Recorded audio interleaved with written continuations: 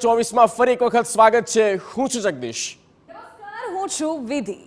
શરૂઆત કરીશું વોટ કરો ગુજરાત। આજ બસ એક અપીલ છે, કારણ કે આજનો દિવસ ગુજરાતના મતદારો માટે મહત્વપૂર્ણ છે અને પોતાના પ્રતિનિધિ પસંદ કરવાના છે, માટે મત ઈવીએમમાં નાખવાનું છે અને તમામને અપીલ કે આપનો કિંમતી અમૂલ્ય વોટ આપના મતદાન મથક સુધી જાઓ અને આ ઈવીએમમાં આપનો મત નાખો।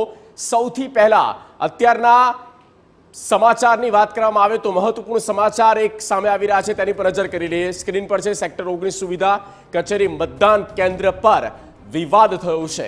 શક્તિસિંહ ગોહિલે પ્રિસાઇડિંગ ઓફિસર પર આરોપ લગાવ્યો છે, જેમાં ભાજપના સિમ્બોલવાળી પેન મુદ્દે અધિકારીનો શક્તિસિંહે ઉધડો લીધો।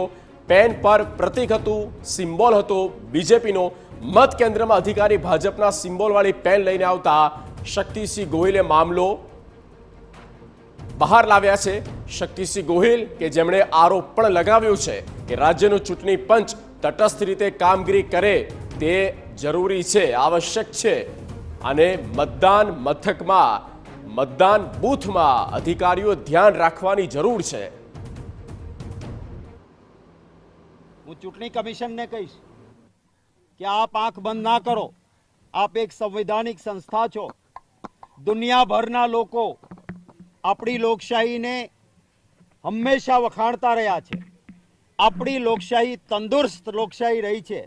જો ચૂંટણી કમિશન સહેજ પણ ચૂક કરશે તો આપણા પ્રતિષ્ઠાને કલંક લાગશે। માટે હું ગુજરાતના ચૂંટણી કમિશનના અધિકારીશ્રીઓને, કેન્દ્રીય ચૂંટણી કમિશનના અધિકારીઓને આપ સૌના માધ્યમથી વિનંતી કરું છું કે જ્યાં જ્યાં ફરિયાદ આવે એને ગંભીરતાથી લે।